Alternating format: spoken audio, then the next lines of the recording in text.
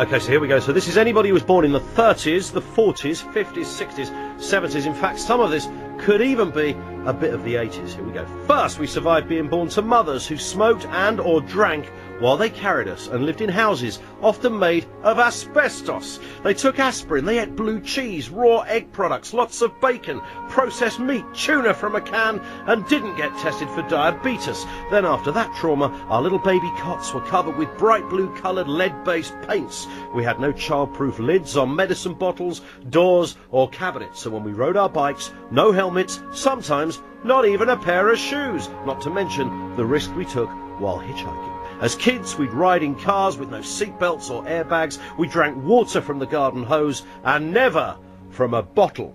Takeaway food was limited to fish and chips. No pizza, no McDonald's, no KFC, Subways or Nando's. And even though all the shops closed at 6 p.m. and didn't open on a Sunday, somehow we didn't starve. We shared one soft drink with 4 mates from a bottle, and nobody actually died from this. We could collect old drink bottles and cash them in at the corner store and buy sweets like gobstoppers, bubblegum and some bangers. We ate cupcakes and white bread and real butter. We drank soft drinks with sugar in it, but we were never overweight. And you know why? Because we were always playing outside. We'd leave home in the morning and we'd play all day as long as we were back when the street lights came on. No one was able to reach us and we were all okay. We'd spend hours building old go-karts out of prams and then ride them down a hill only to find we'd forgotten the brakes. We'd build tree houses and dens. We didn't have PlayStations, Nintendo Wii, Xbox, no video games or 999,000 channels on Sky TV. There were no videos, no DVD films, no mobile phones,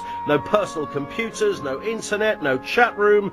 We had friends, and we went outside and played with them. We fell out of trees, we got cut, we broke bones and teeth, and guess what? There were never any lawsuits arising from this. Only girls had pierced ears, we ate worms and mud pies from the dirt, and you could only buy Easter eggs and hot cross buns at Easter time. We were given air guns and catapults for our 10th birthdays. We rode bikes or walked to a friend's house and knocked on their door and actually rang a bell or just yelled for them. Mum didn't have to go to work to help Dad make ends meet because we never needed to keep up with the Joneses. Not everybody made the rugby, football, cricket or netball team. Those who didn't had to learn to deal with disappointment. Imagine that. Getting into the team was actually based on a bit of merit. Our teachers used to hit us with canes and gym shoes. We could string a sentence together and spell and have proper conversations for one good reason: a good solid 3 R's education. Our parents would tell us to ask a stranger to help cross the road, and the idea of a parent bailing us out if we broke the law was unheard of. In fact,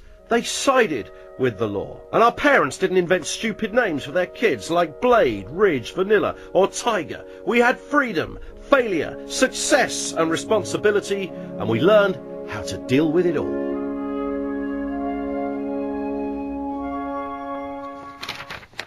That's beautiful.